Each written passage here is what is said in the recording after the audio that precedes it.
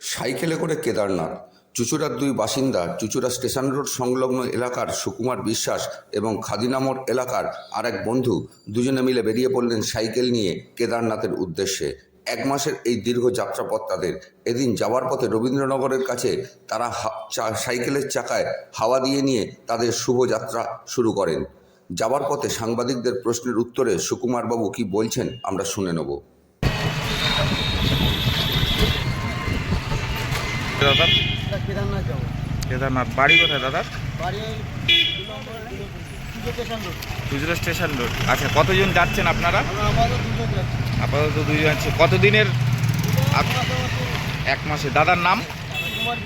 সুকুমার বিশ্বাস। চুঁচুড়া থেকে শুভর রিপোর্ট, সংবাদ 24।